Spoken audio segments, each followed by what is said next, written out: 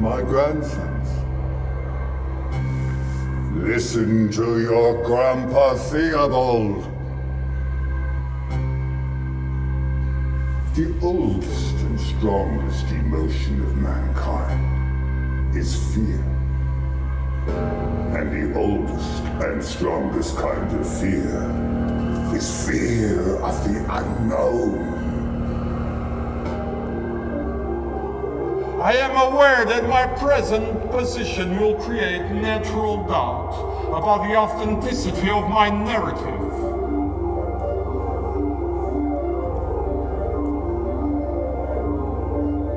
My memories are very confused. There is even much doubt as to where they begin. For at times I feel appalling vistas of years stretching behind me.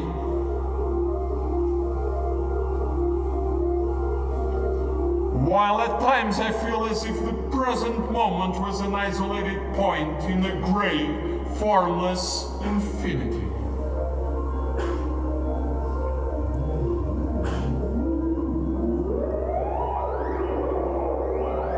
I am not even certain how I am communicating this message.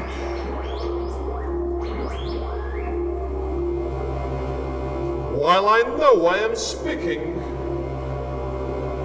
I have a vague impression that some strange and perhaps terrible mediation will be needed to bear what I say to the point where I wish to be heard.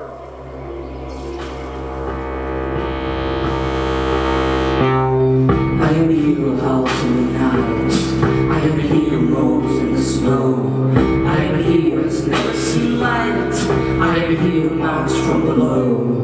My car is the car of death. My wings are the wings of dread. My breath is the north wind's breath. My prey are the cold of the dead.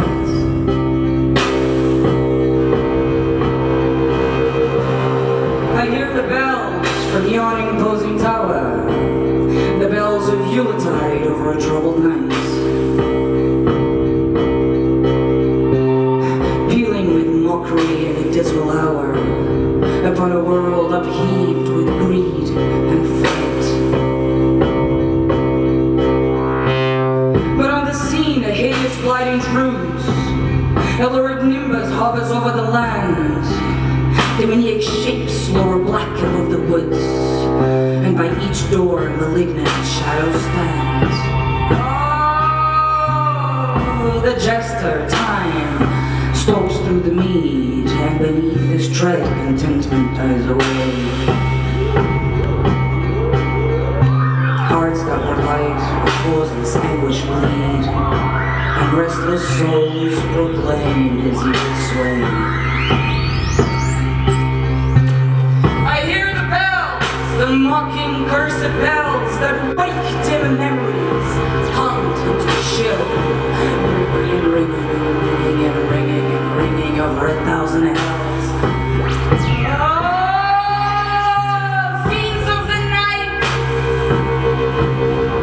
Why can you not be still?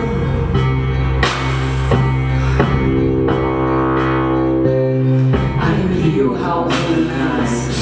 I am he who moans in the snow. I am he who has never seen light. I am he who mounts from below. My car is the car of death. My wings are the wings of dread. My breath is the north wind's breath. My prey are the cold of the dead. The dead. My prayer, the cold. My prayer, the cold, and the dead. My prayer, the cold, and the dead. prey are the cold and the dead.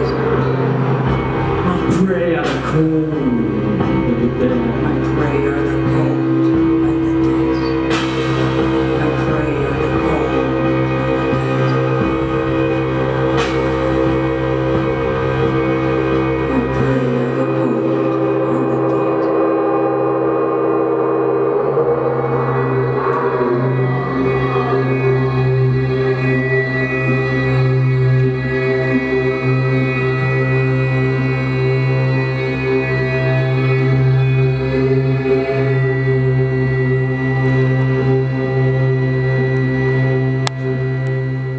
My name is Randolph Carter. I live at 66 College Street in Providence, Rhode Island.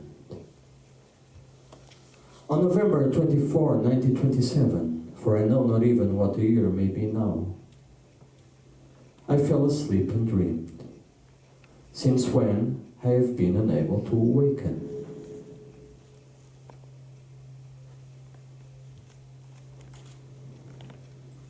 In my dreams, I found a little of the beauty I had vainly sought in life,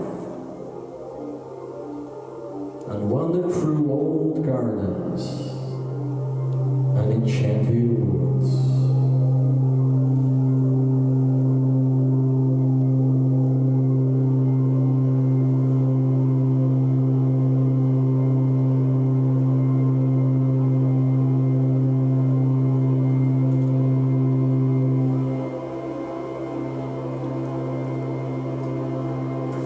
I never ask a man what his business is, for it never interests me.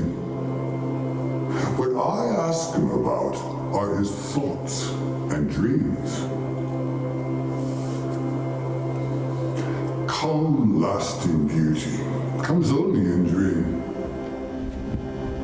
I will tell the audience wild beasts followed him and licked his hands.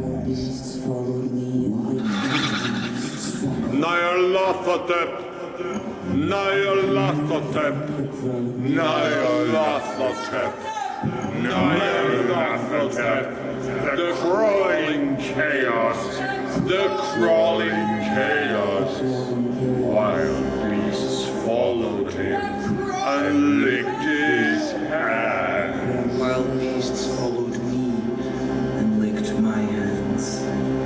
Nyarlathotep, Nyarlathotep, Nyarlathotep, Nyarlathotep. I am Nyarlathotep. I am the crawling chaos. I am the crawling chaos.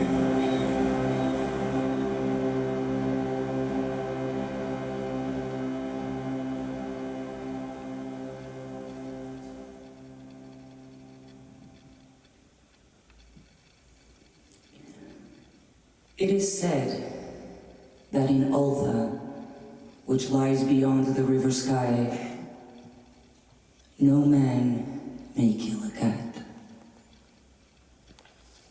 And I can verily believe this as I gaze upon him who sitteth purring before the fire. For the cat is cryptic and close to strange things which man cannot see. And the Sphinx is his cousin, and they speak the same language. But he is more ancient than the Sphinx, for he remembers that which she hath forgotten. Battles of blocks to the high heavens towering, flames of futility swirling below, poisonous fungi in brick and in stone flowering, lanterns that shudder and death lights that glow, legions of cats, legions of cats, Legions of cats. legions of cats, Legions of cats. legions of cats from the alleys nocturnal, howling and lean in the glare of the moon. screaming the future with mouthings infernal, yelling the burden of Pluto's red ruin.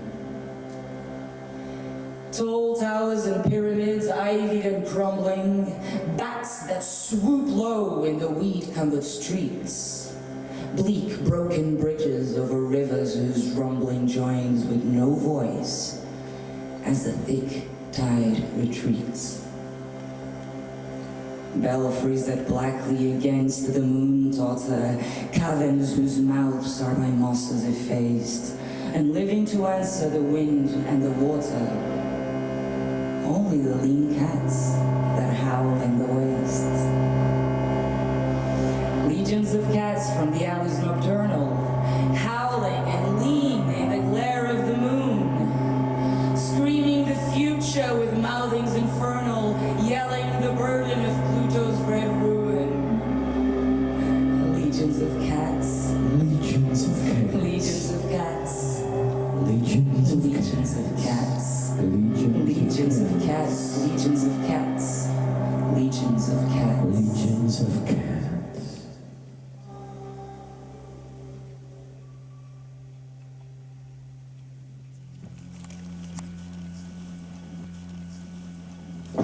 None lives to tell when that stream washed away. Its stream lost region from the world of clay.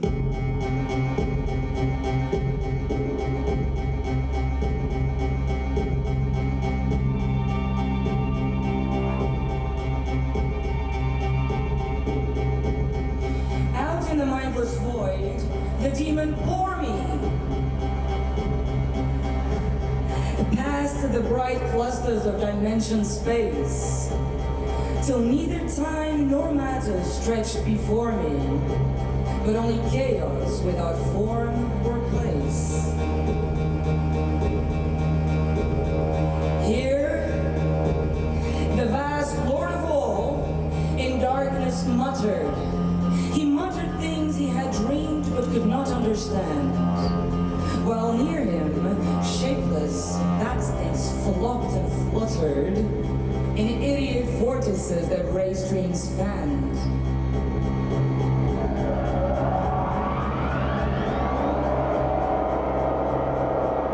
None lives to tell when that stream washed away. Its dream lost region from the world of clay. They danced insanely to the high, thin whining of a cracked flute, clutched in a monstrous ball, whence flow the aimless waves whose chance combining gives each frail cosmos its eternal law.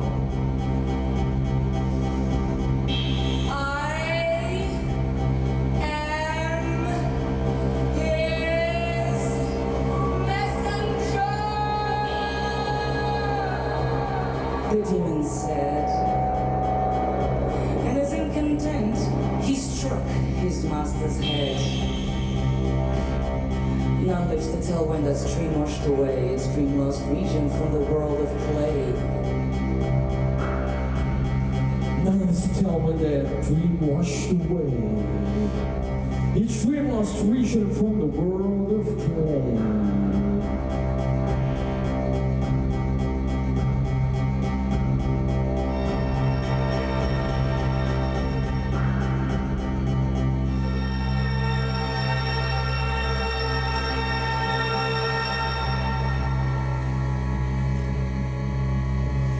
What do we know of the world and the universe about us?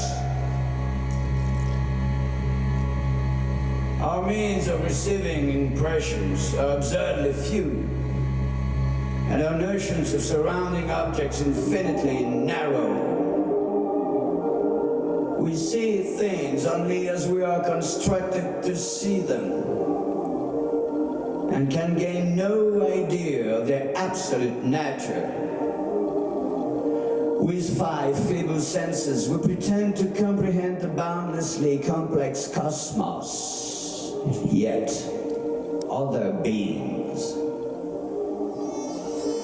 with a wider, stronger, or our different range of senses might not only see very differently the things we see, but might see and study whole worlds of matter, energy, and life, which lie close at hand, yet can never be detected with the senses we have.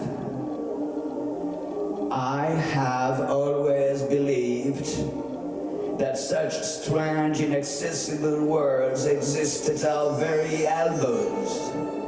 And now, I believe I have found a way to break down the barriers. I'm not joking. That machine generates waves acting on unrecognized sense organs that exist in us as atrophied or rudimentary vestiges. Those waves will open up to us many vistas unknown to man, and several unknown to anything we consider organic life. We shall see that at which dogs howl in the dark. We shall see that at which cats prick up their ears after midnight. Your existing sense organs, ears first, I think, will pick up many of the impressions and transmit visual pictures to the brain. If you are normal, that is the way you ought to get most of it. I mean, get most of the evidence from beyond. I have seen beyond the bounds of infinity and drawn down demons from the stars. I have harnessed the shadows that stride from world to world to sow death and madness. Space belongs to me. Do you hear? Ha ha ha ha ha! Take a lily. Take a lily! Take a lily. Take a lily! Take a lily! Take a lily. Take a lily! Take a lily. Take a lily! Take a lily. Take a lily!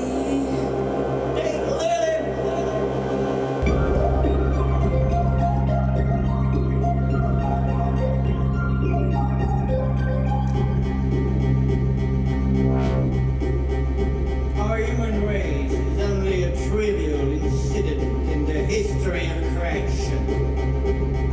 And more, may not all mankind be a mistake, an abnormal growth, a disease in the system of nature, an excrescence of the body of infinite progression, like a wart on the human hand.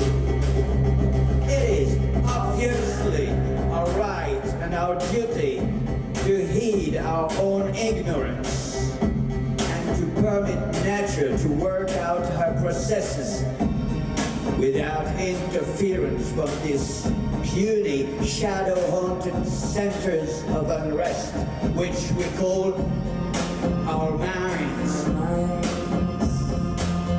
In short, most of us have no hope of happiness, nor should we waste our energy in striving for it, since it is all but unattainable.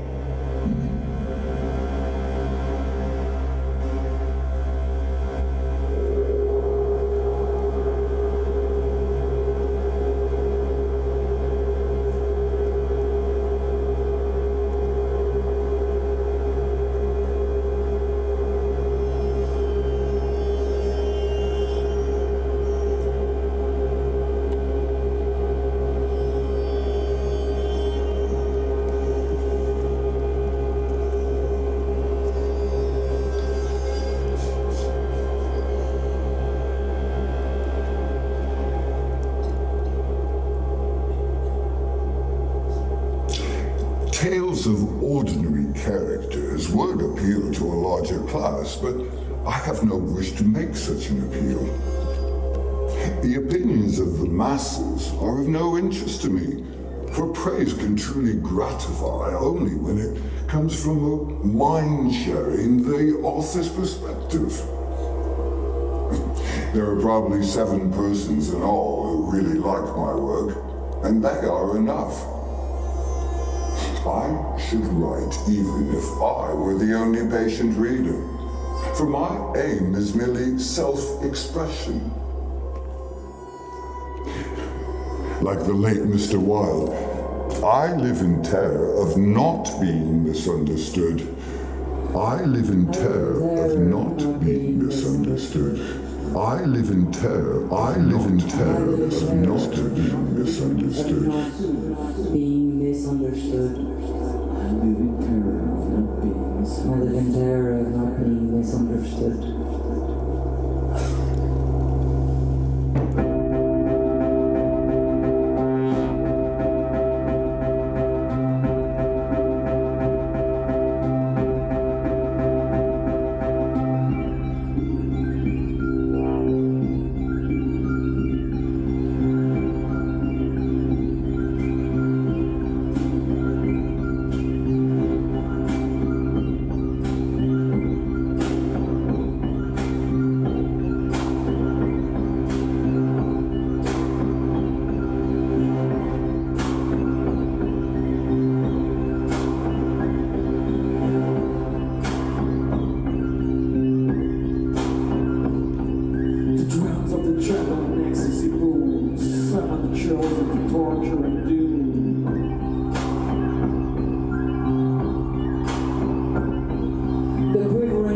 Expectant and sad, while the shrieks of the priest echo drunkenly mad.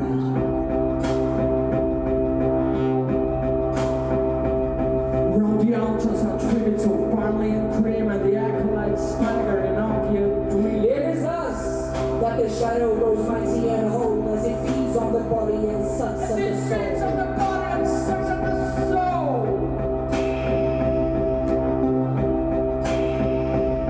I too have known the pigs of flock, the files of left where dream shapes block, the vaults of sin and where I draw, and all the men's dead papers glow.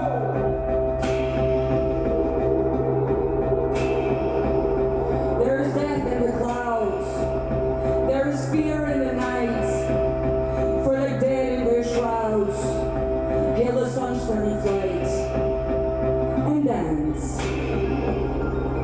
Wild in the woods as they dance round an altar, fungus and white, fungus and white, fungus and white, fungus and white, fungus and white. The drums of the jungle in ecstasy boom. The drums of the jungle in ecstasy boom, and summon the chosen to torture and doom. The drums of the jungle